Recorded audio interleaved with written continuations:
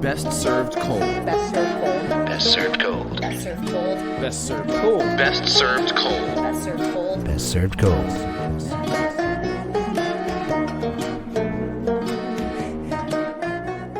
Hey. Hey, Hey. hey, ho, hey, Guten hey. Tag. Let's go. Good morning.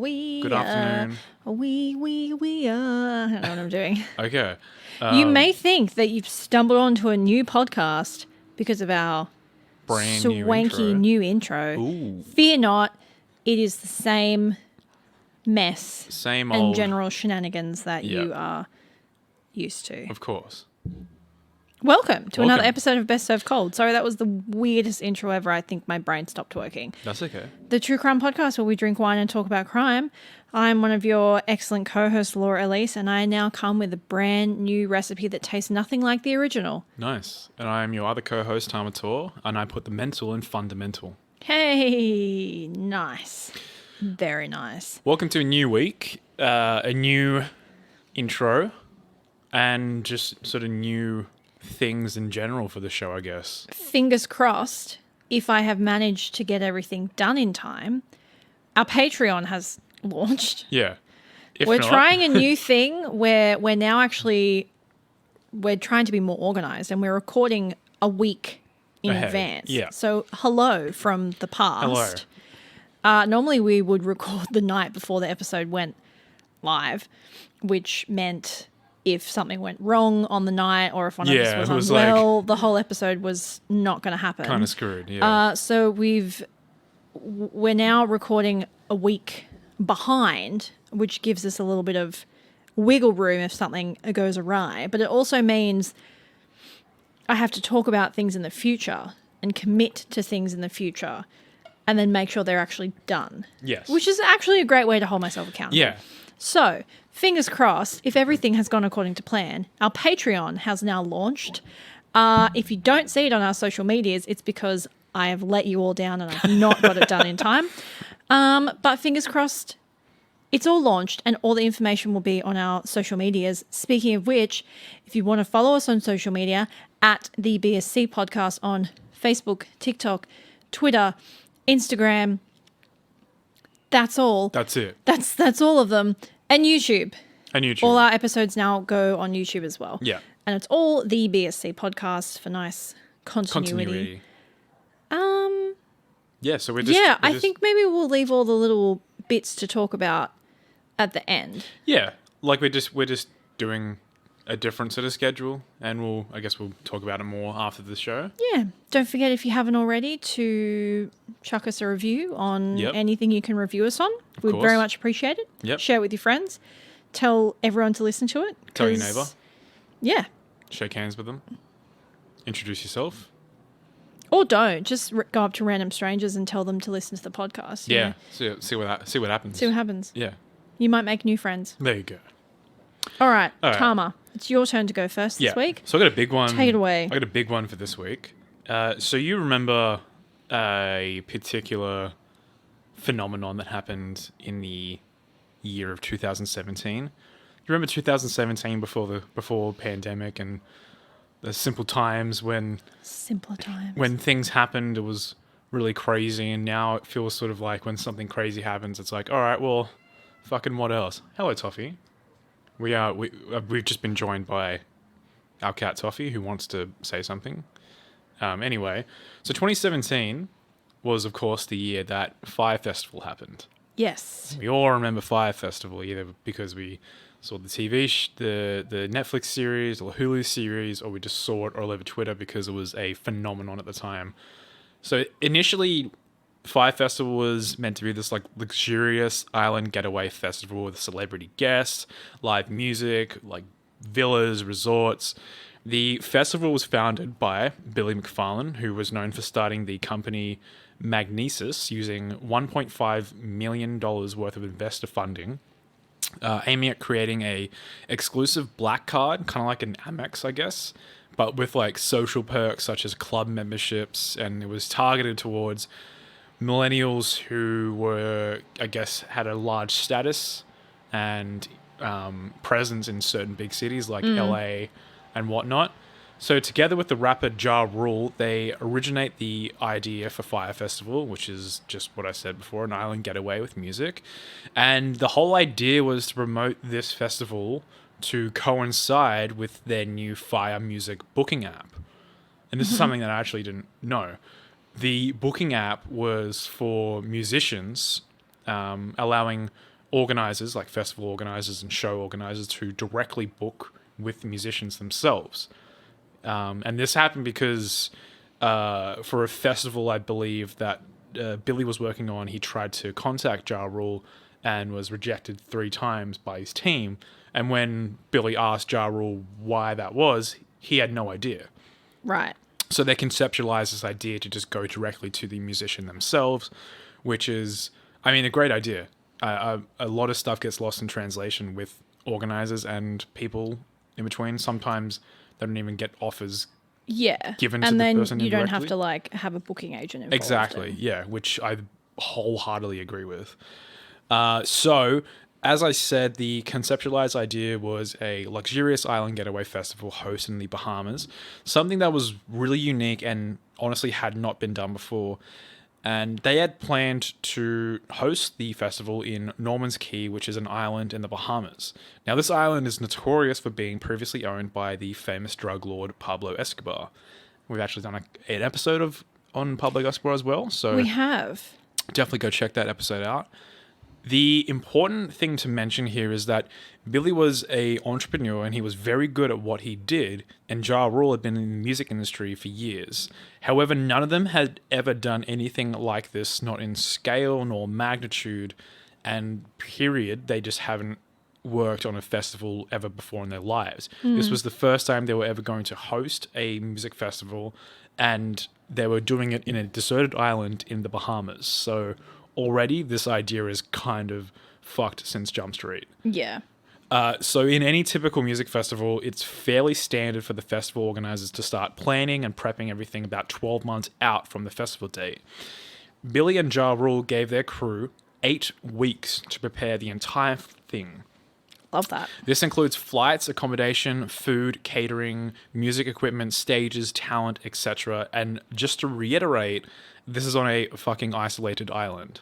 Mm-hmm. So Which just makes everything so much harder. so much harder. You're in a different country in an island. It's different if you're doing it in friggin' Connecticut or whatever. You're doing it in the Bahamas. Okay, so Billy and Ja are able to lease the island from its owner and they begin to promote the festival.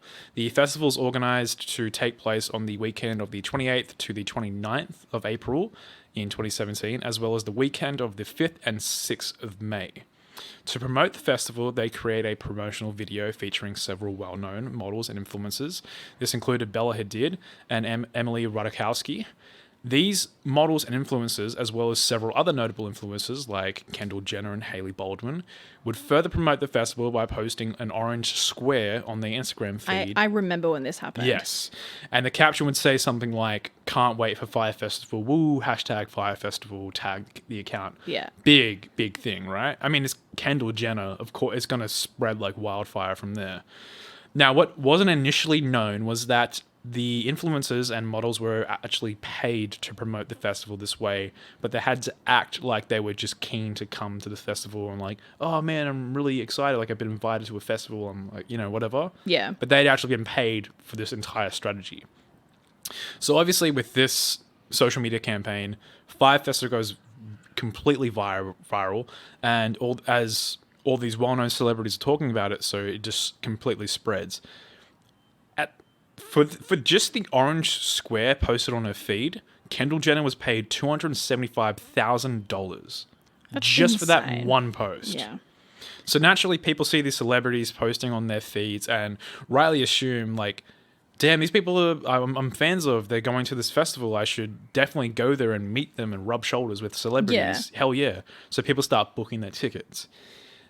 So if anything can be taken away from this campaign, it's really successful, spending a lot of money on influencers and celebrities to act like they're coming to your thing. Well, the hype around it Yes. was enormous. Yes, absolutely. But in reality, these celebrities would just pay for the promotions and they were never really actually going to attend the festival.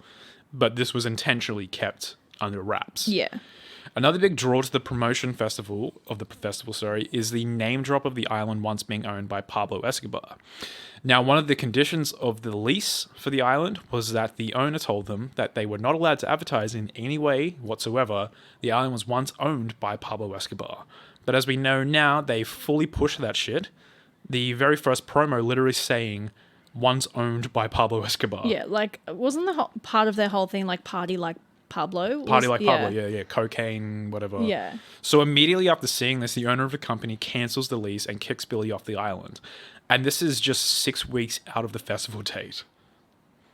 So now having to look for an entirely new island with just 6 weeks out, they've wasted 2 weeks on this one island. Mm-hmm. So after many rejections, they're finally granted a permit to host a festival in Great Exuma in the Bahamas. Definitely not a private island and more of a random section of a popular tourist destination. The location was a abandoned development site that had no villas or buildings whatsoever. Regardless, they still advertised the festival as being on a private island, going as far as to Photoshop the map on their website to still look like a remote island. Mm-hmm. So not only do they have literal weeks to build this festival and prepare it, but they happen to book it on one of the busiest times of the year in Great Exuma, the weekend of their national regatta, which is during which the island's population nearly doubles. So all the accommodation in the area gets booked out months in advance. Mm-hmm. So okay, that's kind of fucked. And to top it off, they've sold out all their tickets to an estimated 5,000 individuals. Some of these tickets were purchased as packages, some including private flights from Miami to the island, meals and accommodation, and they were advertised as beachside villas in different packages. That absolutely did not even exist. So there's about 500 villas had been purchased. And they also oversold the lodge tent packages that they were advertising, leaving them to need to find housing for over 350 people on top of the already 500 people who purchased the villas. So the influencers also that were used to promote the festival were all promised accommodation for free, being beachside villas that also did not exist. Mm. So just weeks out from the festival, they have no accommodation for anyone, and new problems are popping up each and every single day. The production team are insistent that they have to cut the influencers out as they weren't paying for housing and they didn't have the funding to really afford it. Billy, however, would reject this completely and would not cut the influencers out. Mm-hmm. Okay, so they have no accommodation for the festival. They need a solution. They managed to secure leftover hurricane tents from Hurricane Matthew. So all this work needs to be done, and now they need to construct all these tents for people. So Billy hires the help of hundreds of locals in the area to help construct the festival, promising to pay them all after the fact. In the heat of all these issues, they still have yet to book in the musicians to actually play the festival. On the bill, they managed to book in Major Lazer, Blink-182, Disclosure, Migos, Lil Yachty, Skepta, and several other performers, big names that, as well, adding up to the final cost of the festival. Mm-hmm. Very expensive. So needless to say, Billy McFarlane is 100% a con artist through and through. He is, however, a very, very good one. So to help the continued and needed funding for Fyre Festival, Billy manages to bring in more and more investors every single day for the festival.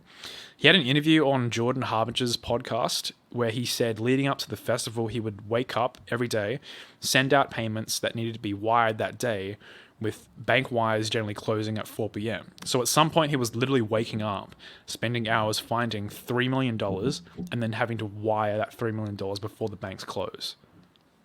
That's insane. So he would have to pay that money, but also find the money for that day. I mean, con artist, but also like, that's some talent right there. Really is, like, yeah. Making $3 million out of nothing. Just out of nothing. It's crazy. So at this point, the production team were again urging Billy to advertise the tents attendees where they would be staying. Like, they had to show the people that this is where they're going to be sleeping, as they would find out sooner than later. So they just wanted to be fully transparent with the people who bought the tickets, show attendees what they were getting themselves into. But again, Billy would reject this idea completely, and essentially would go on to hashtag Fyre Festival anyone who went against him. You want to get that? Mm-hmm. Okay. In a further attempt to exploit the attendees even more and raise even more money, Billy would come up with the Fyre Band, which would allow people to preload money onto their wristbands to essentially fund the entire weekend, making the festival a cashless and cardless event, even though these bands had never been properly tested before and would be completely questionable with the internet connections in the Bahamas. They literally did not have any money left at this point. Weeks out from the event, they have no money left whatsoever. So this was their way of effectively funding the remainder of the event. They're recommending people load at least $300 to $500 for each day they're spending on the island. So getting around like $10,000 from each person. And this is all to fund the remainder of the festival. They have no real intention of allowing these bands to work. At this point, too, all of the social media promotion for the festival still was only featuring the original promotional content. So nothing of the festival conditions in this current island, and the original sketches that were showing the accommodation, like the villas and whatnot, in the packages were taken down completely. So lots of questions were being asked from people who had purchased tickets. All of the social media was just filled with people asking about the flight information, accommodation, catering, amongst other things. And this would continue to grow, with attendees progressively getting more and more disgruntled by the lack of answers from the organizers. And this led to the official social media for Fyre Festival to completely shut comments off completely. Okay, so now 2 weeks out from the festival, shit is really hitting the fan, and to add fuel to the fire, Billy fires the entire food catering service for the festival. Originally, the catering company was going to cost them $6 million.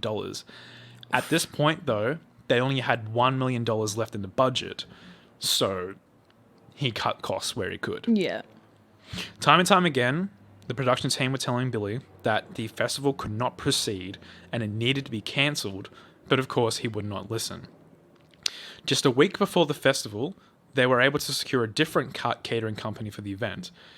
Literally a day before the event, they did not have enough beds for staff, VIPs, or guests attending. So with all the money Billy had conned out of the investors, he had literally no other option but to continue with the festival. He couldn't can it right there because he had this clause in the for the investors that if in the event of a cancellation, all the investors would be refunded their money. Oof. And this would be fine if they had the money for the cancellations. But they've spent it. But they've spent it already.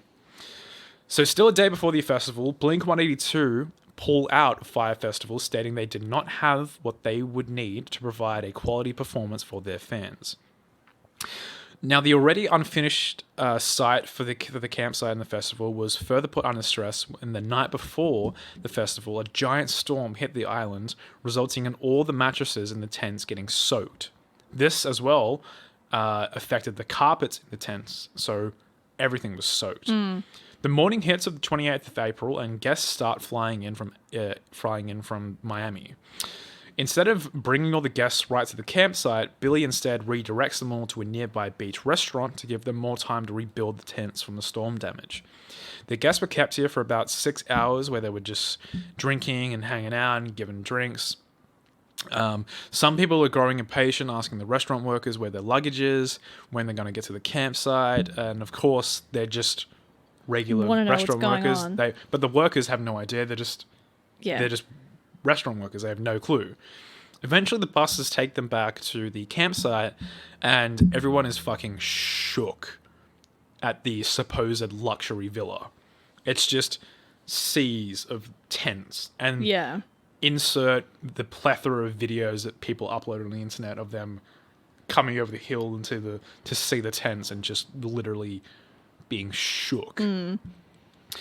So once there, everyone was just kind of there. There was no direction given. Literally just people standing around waiting for someone to tell them where they're meant to be going next. But instead of that happening, staff were just giving them out free bottles of tequila upon Yeah. arrival, which is a terrible idea. So no food, no water, no nothing, no direction. They're just giving out lots tequila. of drunk people. Yes. So the sun is going down, and still no one has access to their tents, their bags, and there's no direction given. Finally, at like pitch black night, 2 large shipping containers with everyone's bags arrive, and they're literally told to just go find their shit. It's a fucking free-for-all to try and find your bag. Billy goes out into the crowd and is yelling out to people, telling them that whoever bought tickets for a villa to just go grab a tent. So it turns into literally Hunger Games trying to find a tent. Yeah. People rushing to find one for themselves. People are missing bags. And as I mentioned before, because this is the most busiest time in the island's year, all the nearby resorts are completely booked out. So desperate for mattresses that weren't soaked, people raided other tents for their mattresses and brought them back to their own. By the end of the night, all tents were full with only 1/3 of the total guests actually in attendance. More were still Wow. coming the next day. At this point, people are posting all over social media with videos and photos of the reality of Fyre Festival. People were essentially stranded in the Bahamas with nowhere to go, no food, no water, barely any electricity, and the supposed celebrity chef Catering that went viral when people were posting photos of what the food actually looked like. And there's that really viral one that went completely gangbusters, the 2 slices of bread with cheese in the middle and the salad in the little container. That was the entire meal for people. Yeah, that photo went viral. Yeah. So by now, all the music acts were slowly cancelling one by one, and the reality of the situation was sinking in for everybody involved. By the next morning, Fyre Festival was officially cancelled, and the news of what happened gets picked up by news media everywhere and fully goes viral. Fyre Festival themselves released a statement saying, due to the circumstances out of our control, the physical infrastructure was not in place on time and we were unable to fulfill on that vision safely and enjoyably for our guests. The festival is being postponed until we can further assess if and when we are able to create the high quality experience we envisioned. Now we know 100% that this is bullshit because they 100% were in control of the circumstances the entire way through. And they knew it was never coming together. They just royally fucked it up. So the Fyre Festival team are now working on charting people back to Miami, complimentary of course. However, there aren't enough planes to take everybody back, so many guests are locked inside the airport overnight until more flights could go out. This while not given any food, no water, 0 air conditioning, all stuck inside.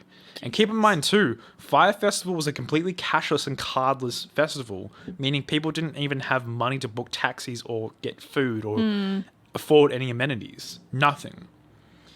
So eventually all the guests are flown back to Miami. Now came the issue of the hundreds of locals who had helped build the festival. Obviously, incredibly frustrated when they had not received their payments yet, they're all demanding to be paid. Things get so bad that even hits are put out on people who were involved in the festival. This included Billy. Wasn't this at the part of the documentary where one of the guys in charge talks about how he's going to go suck someone's dick for some Evian or something? Yeah. Very fucking crazy situation. So, people looking for payment, and obviously they're turning to Billy. But Billy is, however, nowhere to be found. So the rest of the team literally have to fend for themselves to get the hell out of the island. The locals and the restaurant where guests were sent to were never paid. And Fyre Festival gave people the option who purchased tickets either a full refund or they could keep their tickets and have a VIP experience for the next Fyre Festival next year, 2018. Now, the 2018 festival obviously never happened, and the co-founders, Billy McFarland and Ja Rule, were sued for $100 million in a class action lawsuit on behalf of the festival goers. Billy was also charged with multiple counts of fraud and sentenced to 6 years in federal prison in 2018. So, just a few things to mention about the aftermath of this festival. Ja Rule, after everything happening with the festival happened, would go on Twitter posting, quote, "It was not a scam and this is not my fault." And then would have like interviews before where he'd be like, it sucks that my name's connected to like this thing that really hurt people. That really sucks. And it's like, oh, poor baby. Poor rich Really rapper. sucks for you. Really sucks. The lawsuit happens and the criminal investigation happens and the eventual arrest of Billy's made. And much like the locals and the restaurant, the caterers for the company, for the event, were also not paid. So in a 2019 crowdfund, they managed to raise over $200,000 in August of for the catering company. And in August of 2020, the United States Marshals Service auctioned off all the remaining Fyre Festival merchandise that Billy had kept for future sale, with all the proceeds going to those affected by the festival. And of course, in 2019, 2 films were made. There was Fire Fraud by Jenna Frost and Julia Willoughby Nason, which premiered on Hulu in January 14. And then there was just Fire by Chris Smith, which was released on Netflix on January 18. Both of which seeked critical acclaim, all of which have like, I think 80 to 90% on Rotten Tomatoes, further spreading the virality of Oh yeah, it's Fyre become like a Festival. living legend. Absolutely, yeah.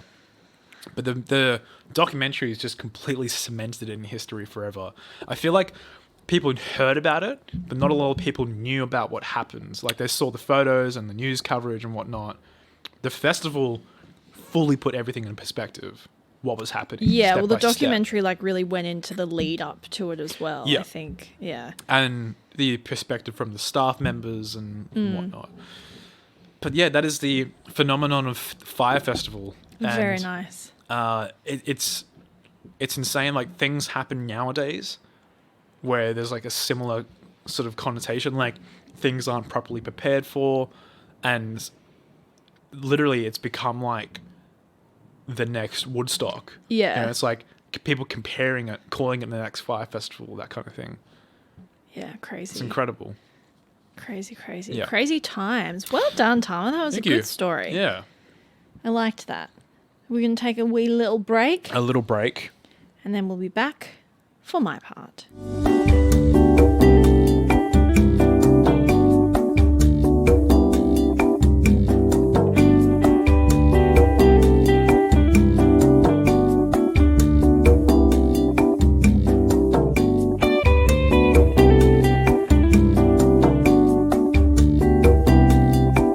Welcome back. And we are back. We is back. We is back. We hope you enjoyed your little break, your Yes. little wee break, Little wee-wees. or your little nothing break if you Yep. didn't do anything and you just listened straight through the peaceful elevator music. Mm-hmm. Well, let's get into Let's my just story. jump right into Let's it. just jump right into it.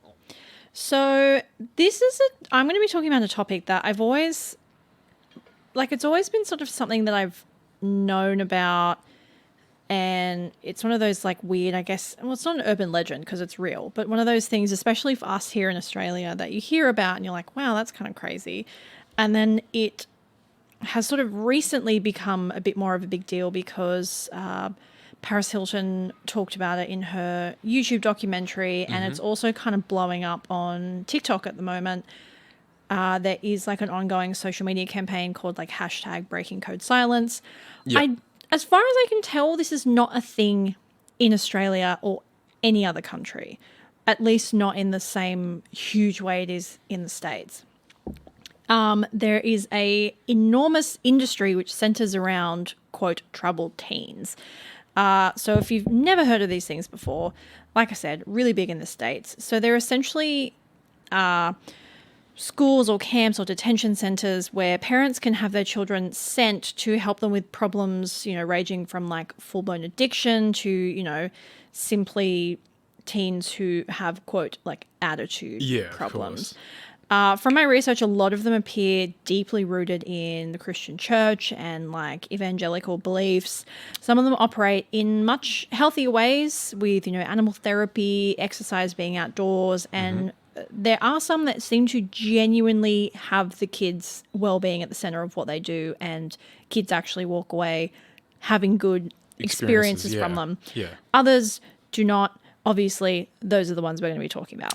absolutely. So it is estimated per year around 50,000 children. Mind you, all of the statistics I'm going to be talking about are just from the States. Because like I said, I really don't think these things Yeah. kind of exist in other places. I don't think so either.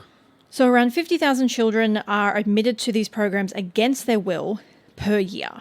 And as a whole, this industry has an estimated profit, not revenue, estimated profit of $1 billion a year, Jesus.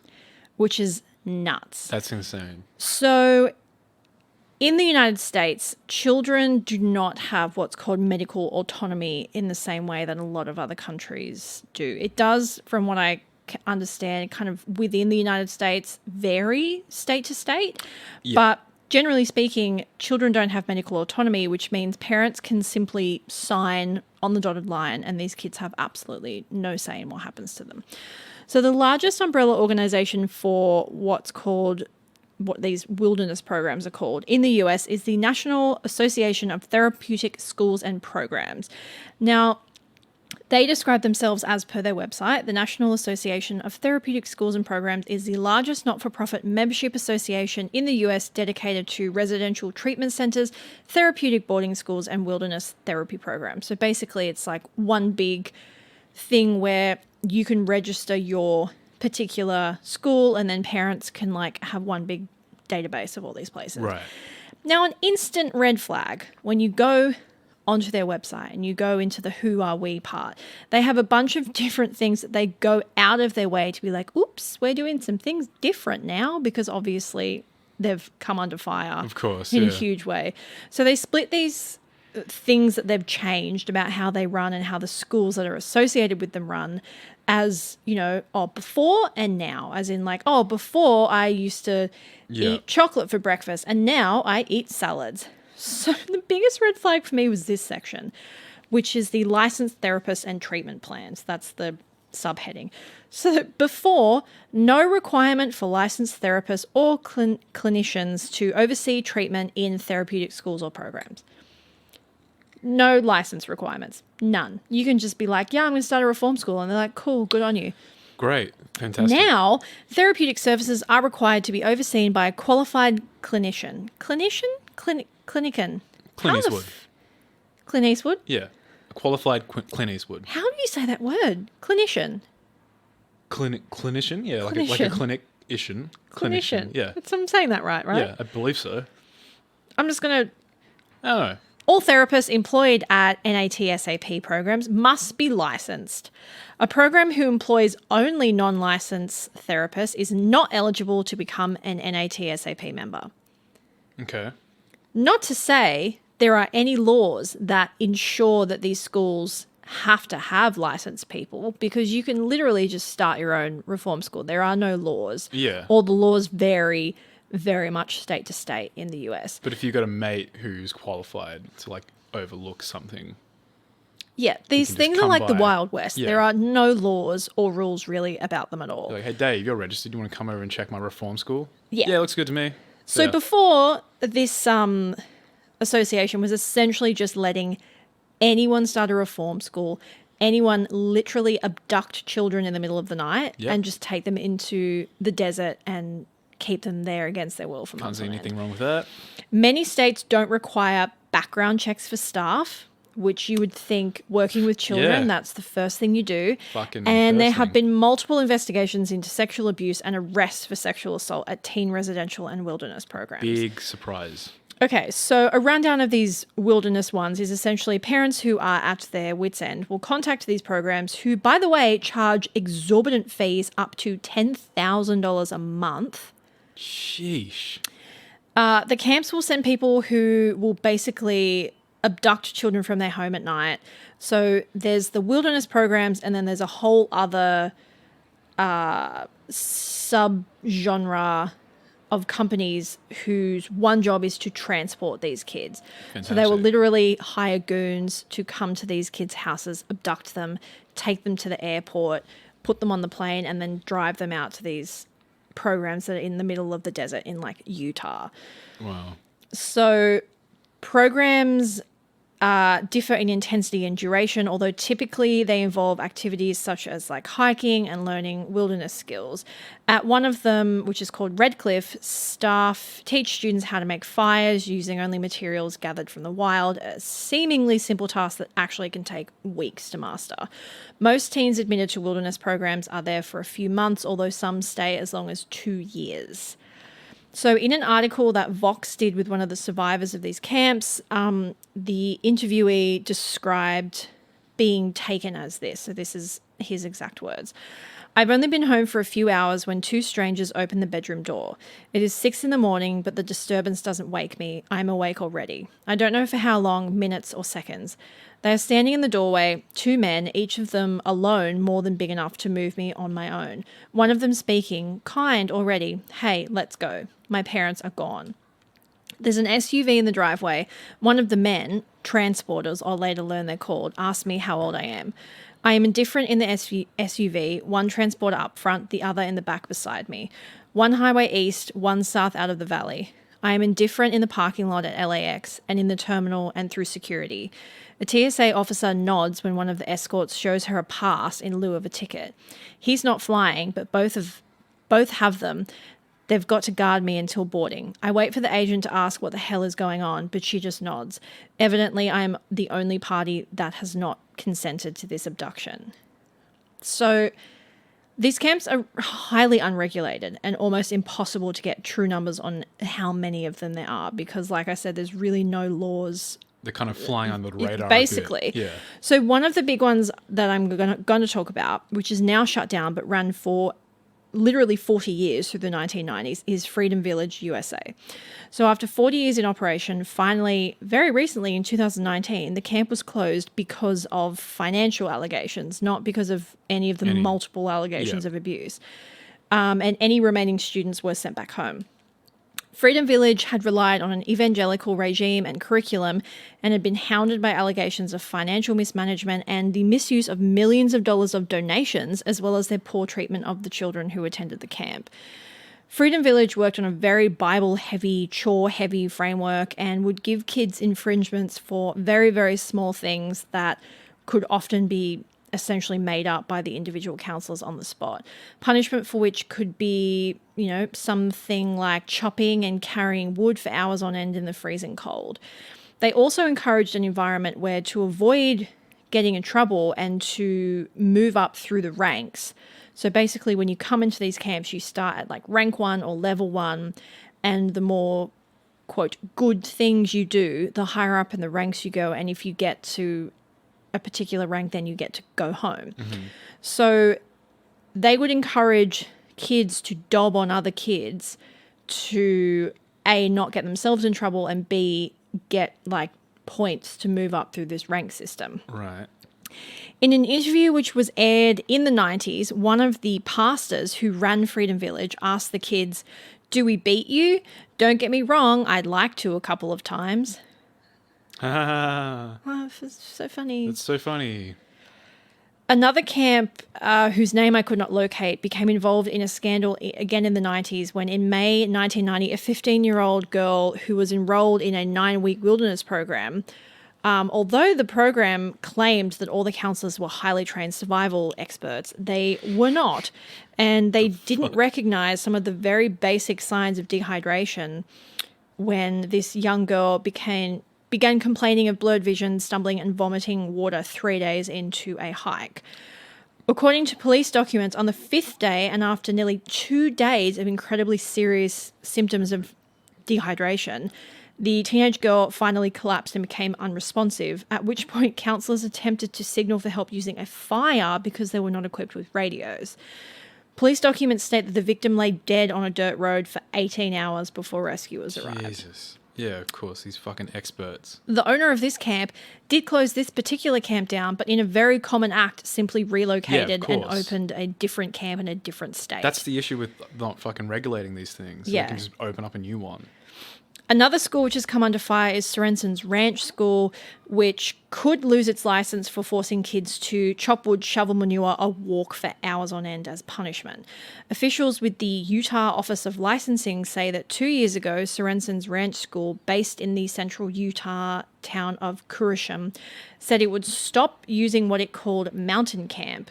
School administrators described it as a low-level camp where students haul wood, improve the land, and complete, quote, therapy assignments.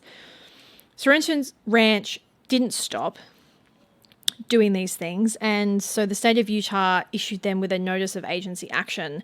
Regulators say that the mountain camp is still in use, and Sorensen's ranch has continued to force students to do physical labor or repetitive walking, which violates state rules because it's basically torture. Okay. You can't use physical exertion as a punishment. A punishment, of course, yeah. The school, which has 98 beds, required teens to pick up rocks, chop wood, shovel manure, paint and pull weeds as consequences for bad behaviour.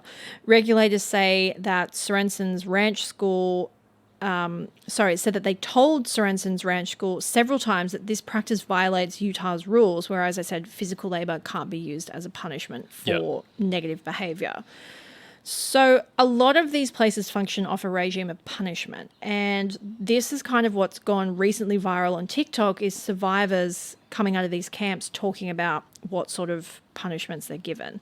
A lot of it is mental, so a lot of it is kind of like mental and emotional Psychological torture. trauma, yeah. Not being told where they are, where they're going, not being told when they can leave. Kids who are part of the LGBTQI community, because many of these camps are Christian, are forced to go through conversion therapy or forced to talk about their, quote, sins in front of other campers and basically admit to all their sexual acts. A lot of survivors talk about not being allowed to call or write home, having their conversations monitored so they couldn't be honest about what was happening, or if the kids were able to have honest conversations about what was going on, the camp counselors would tell the parents that the kids were simply lying in an attempt to get go home. Yeah. Just be like, oh, they're going to try and manipulate you. And that was, I watched a bunch of interviews with survivors and their parents, and that was one of the parents, what she said. She was like, well, the counselors would always get on the phone with me before I was allowed to speak to my son, and they would warn you and be like, oh, he's going to say all this shit. He's going to say that we're torturing him to try and get you to feel guilty and let him come home. Like, he's making it all up. He's manipulating you. Don't believe him. So then obviously when the son comes on the phone and talks about them literally torturing him, the mother has already been prepared for this. Yeah. And she's like, oh, well, they said you were going to do this. Like, you're just lying to me. They've implanted that in her mind already. Yeah. A lot of the punishments were purely physical, long stints of isolation where these children are put in literal concrete cells with no contact and forced to stay there sometimes for month-long stints. Keeping in mind, and I looked this up, in jail, in Australia at least, the longest consecutive time prisoners can spend in solitary confinement is 7 days. Any longer than that is illegal because it's classed as torture. Legit, yeah. And they would keep these kids in solitary for months. Yeah. So at Cross Creek, another notorious school, survivors talk about 3-day-long seminars that they would attend each month where they would be forced to talk about their issues or what they had gone through prior to coming to camp. Because don't forget, a lot of these kids did have genuine issues like addiction. Trauma. They'd been traumatized. They'd been sexually assaulted. Yep. So girls who had been sexually assaulted would be forced to reenact the assault with male staff members while the rest of the children in the audience yelled slurs at her. Oh my God. So the other kids in the audience would sit and yell like slut, whore, while these girls would be forced to reenact like a significant moment of trauma with male camp counselors. Yeah. Vice interviewed a former staffer, Ian Demers, who worked at Cross Creek, which was forced to close in 2012. He spoke about how he was sure when he started that they were doing good for these kids. The former staffer, who just kind of had like a menial job around, he wasn't one of like the counselors, he said that he assumed that all the counselors at the camps were fully licensed. And so he, who was just like, you know, worked in the kitchen and helped out, he would see all this stuff and be like, oh, it doesn't look good, but I assume like there's a method to this madness. They know what they're doing. So they let a lot of things slide and assumed it was for the best because they thought these counselors were professionals. Yeah.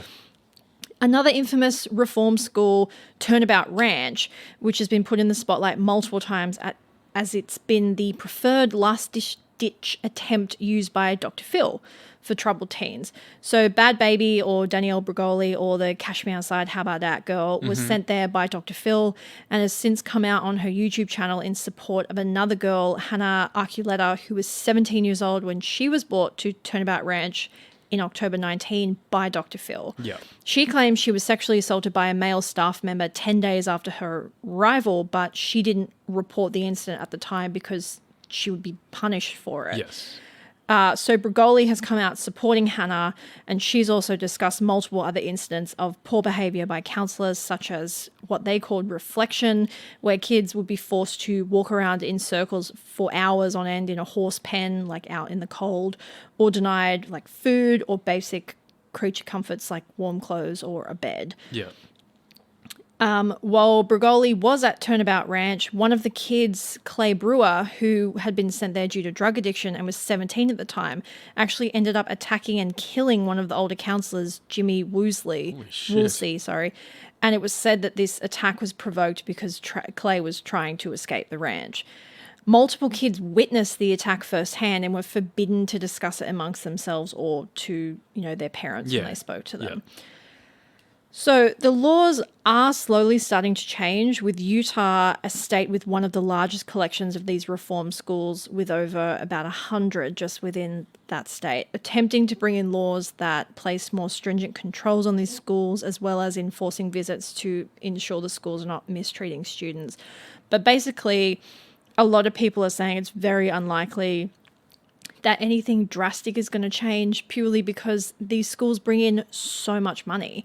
And they're often, so one of the survivors talked about how it wasn't actually her parents that sent her, it was her school district, and her school district was also the one that paid for this reform school. Right. So it's actually like the states that end up paying for Profiting. them. Yeah. And so then this girl was talking about how it's kind of like this cycle of once you get in the system and the school district is paying for it, so they know it's not like a parent who's eventually going to run out of money. Yeah. They will try and find ways to keep you in the system for as long as possible. They have kind of like halfway homes where you've left the reform school, but you haven't actually left the reform school. Like you're in this halfway house and you're still being a part of the system. Yeah. And basically a lot of the way these kids get out of these schools is because they simply turn 18 and legally are adults and allowed to leave. That's just so many levels of twisted.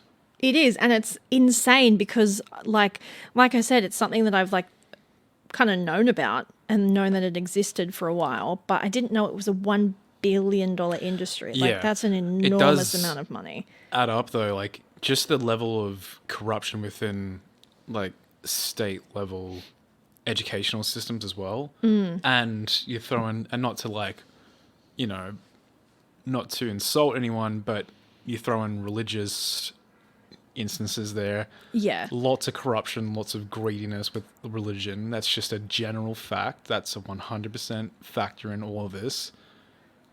It says a lot. And America being a predominantly Christian and, evangelical country, as opposed to like Australia or the UK, which has a pretty insignificant rate of Christians, America has a large percentage of religious Christian people. So like a country like this is, and why predominantly it's mainly happening in America is because of this the general amount of religious people in America. There's just a large percentage of them. But yeah, it's kind of insane. Like a lot of the kids who have come out of these schools say things like, they would be given punishment for like really small, stupid, like infringements, things like being forced to sit in a chair and stare at a wall all day and not being allowed to like speak to anyone, being tied like on a leash to other camp counselors. So it's not like, it's not necessarily, they're being hit or it's really in horrific, some, creative yeah, ways that these schools can punish these kids. Exactly, yeah. And then it kind of means they can't get in trouble because it's like, well, we didn't hit you. Like, Exactly, we didn't yeah. physically. if the law states something specifically, they're going to try and find some workaround. And the workaround they've found is equally as traumatic and severe as just physically abusing these Danielle students. Brogoli summed it up really well in her interview she did. She said, if the law required these schools to give you 2 pebbles, they would find the 2 smallest possible pebbles to give you.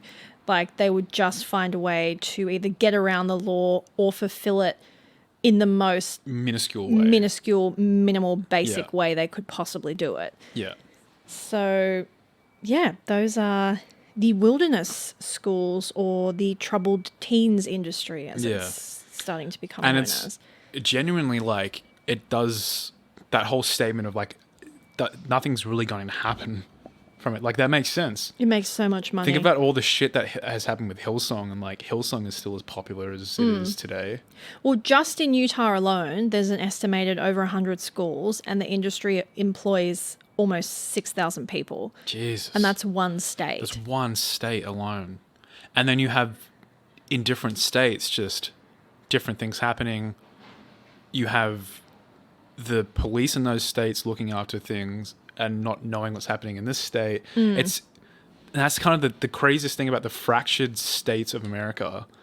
Just the different things happening in each and every state. And you can connect it from the outside, but inside it's like, these are all different instances that are happening in different areas. Yeah. And it's not going to become a national thing until it's like this. It becomes viral. Yeah, it's kind of crazy. And the further in it, like the further in it you dig, the worse it kind The of gets. more you uncover, Yeah. It's like an iceberg of just Yeah, basically. constant, Just gets progressively it just gets more worse and more and worse. Yeah. Yeah. Yeah. Which, like, when it comes to reformatory methods and religion, that doesn't surprise me whatsoever. Well, that's the thing. Like, from what I was reading, most actual licensed psychologists and therapists Yeah. generally say that they don't believe these schools do any good. No. Or if they, the kids that they do help far outweigh the kids that they fuck up. Yeah, exactly. Or make worse, or give like severe trauma and PTSD to. Yeah. Yeah. So, I mean, if you are a parent and your child's acting up, please, for the love of maybe Christ. don't think that getting them kidnapped and sent to the desert is a good idea. I mean, there's definitely therapeutic methods out there. Question therapy is a trialed and successful, animal and like nature therapy. for sure, 100%. Amazing, but like not do accompanied with like some, punishment and mental and psychological torture. But the thing is too, and it's kind of like the whole idea of help, like global warming and the giant waste issues in our Earth. But it's not so much even like you as a parent knowing where your child is going to, because from the sound of it, it's like these organizations are very good at what they do and can outwardly project themselves in a certain way that seems innocent. Yeah. And have incredible methods to hide what actually happens inside. So it's not even like, I mean, as a parent, for sure, like you can do as much as you can, but it's not even really up to you. It's up to the states and the educational industry to really fucking pull the thumb out of their ass and do something about this. Because from, like, obviously there are some horrific parents who just can't be bothered. Give them fuck, yeah. But for the most part, it seems like these are parents who were genuinely, like, at their wits' end and thought that they were doing something that would help their kid. Yeah. So, yeah, pretty horrible. Yeah. But that's my story for the week. Done. Great. Wow. All right. Well, if you guys are just here for our stories and our cases, then we thank you for joining us. We'll see you next week. And if you are here for the remainder of the show, where we kind of just yarn on for a bit, welcome. How was your week leading up to this episode? we are Hope you've speaking had to a good you. week. Yeah. Hope you have a good day when this comes out as well. Yeah. Welcome from the past. past. Where were you Ooh. exactly a week from this episode uploading? What were you doing? What were you thinking about? What were you thinking about? What's the sound of a tree falling in the forest when no one's around to hear it? These are the questions I think. These are the questions you need to ask yourself. Is the glass half full or is it half empty? Or does the glass not exist? The glass does not exist. Ooh. We're living in the Matrix. I kind of like, just to sort of touch on what we were talking about at the start of the episode, we're doing a week in advance, which kind of gives us more room to work around with and gives us a good schedule to work with when we're dealing with our Patreon, with additional content, with just our social media, things like that. And we also have on Wednesday mornings, we now have, just a day together where we can plan all this stuff. We have our schedules match up perfectly. We can just do this in the morning, which is much better content wise because we're up and bright and coffeed up and it is very weird doing it. Yeah. Doing it in the day. Yeah. It's very strange. It's light out and I'll get used to it, but it's odd. I feel like it's going to be better for the content rather than doing it, finding some time after like our days. We're planning on bringing back Shaken Not Stirred Yes. and the Friday minisodes. Minisodes, yeah. It's all coming together. It's all hidden. There will be some Patreon exclusive stuff, I think. Yep. We don't know. We haven't, at this point, in the past, when we're recording this, we don't really know what's happening. By the time the Hopefully, episode comes out. in the future, Yeah. when you're listening to this, we've got our shit together a bit more. So if it is ready, we would love if you were wanting to, show your financial support for the show. Mm-hmm. You can do so by subscribing to our Patreon. Yeah.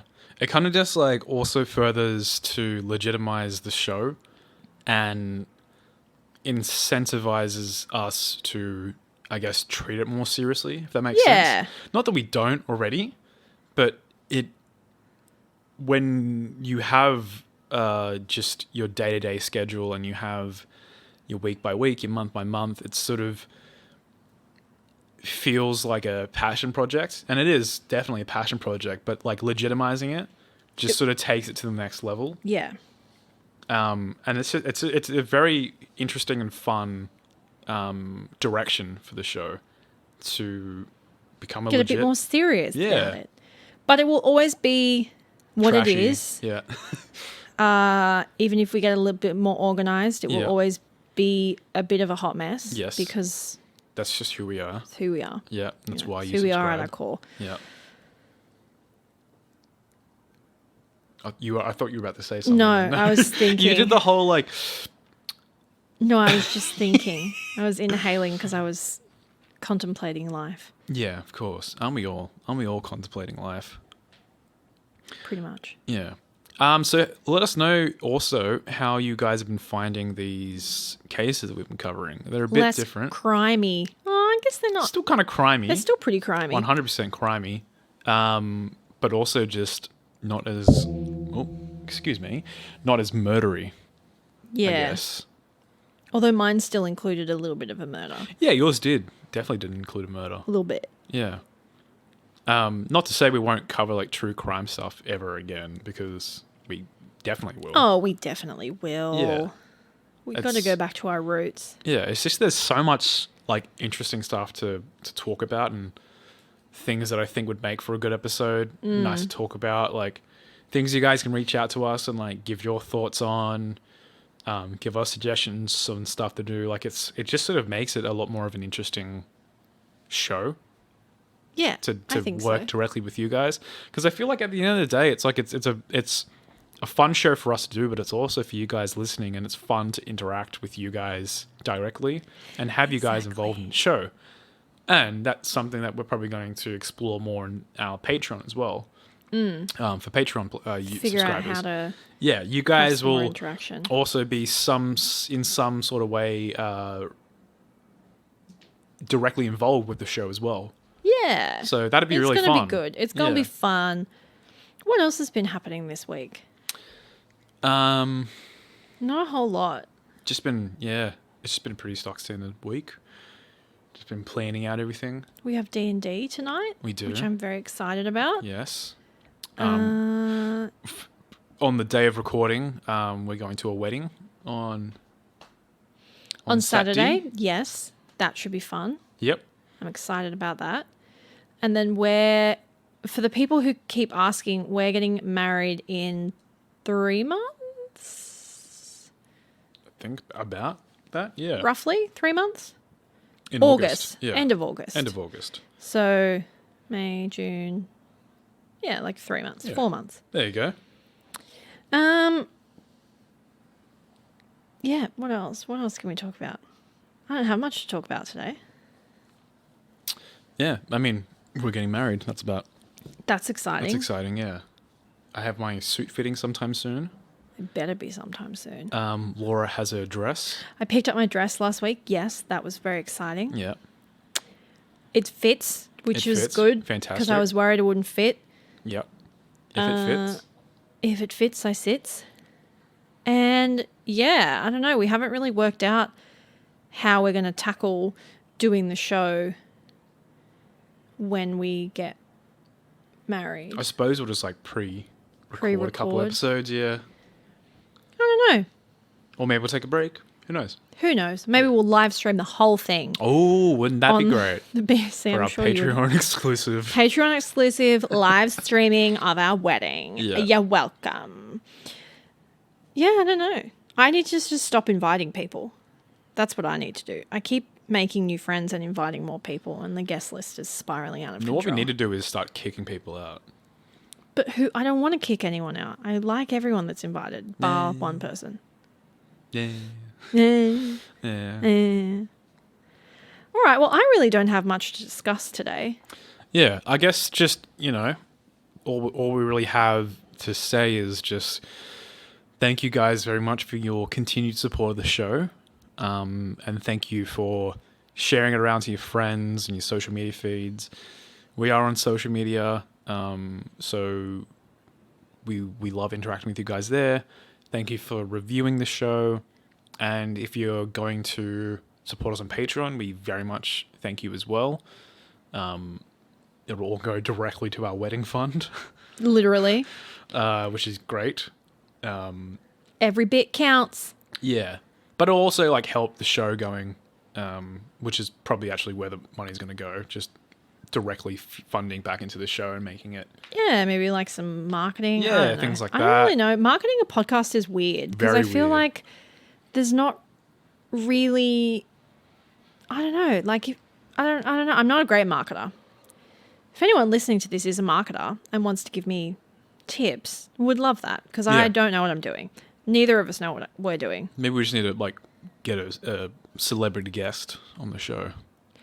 If you are a celebrity listening Yes. to this, imagine if there was. Imagine if there was like a secret celebrity that listened to this show, and you'd never know. That's the crazy thing about a podcast. I want to interview John Douglas. That's like the milestone for the show. We've called him Daddy way too many times for him to ever He listen. won't listen to the show, but like he'll. I mean, it'd be great to have him on, and I'm sure he would appreciate being called Daddy, I don't know if he would, Daddy Doug. Daddy Dougie.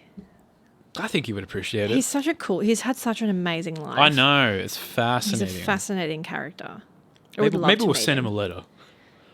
Maybe we should send him a letter. Let's send him a letter. That's a great idea. Yeah. Let's do that. If you guys want to support the show, you can check out our Patreon. It'll be live on our social media. I'm committing to it. Yep. Committed to it on the Just episode. so we can get Johnny Daddy Dougie onto our show. Yeah. That would be amazing. Fantastic. And I don't know. Maybe if there's other things that you want to see on the show, let us know. Yeah. All that jazz. Because we're going to be experimenting with Shaken Not Stirred and mini-sodes and Patreon stuff. So we'll have a lot of options for you guys to interact with us, but also to suggest content and be directly involved. All of that will be, I guess, shown on our social media. So if you want to keep updated on that, we'll be covering it on our social media, but also in our future episodes, we'll have, I guess, more information about, on it as well, and links and whatnot. But until then, you can just follow us. At the BSC podcast. Yes. And we'll catch you next week. Yeah. All of our stuff will be on there. So if you want to help us out, that'd be fantastic. We love you guys. Have a great week. Have a great week. Bye.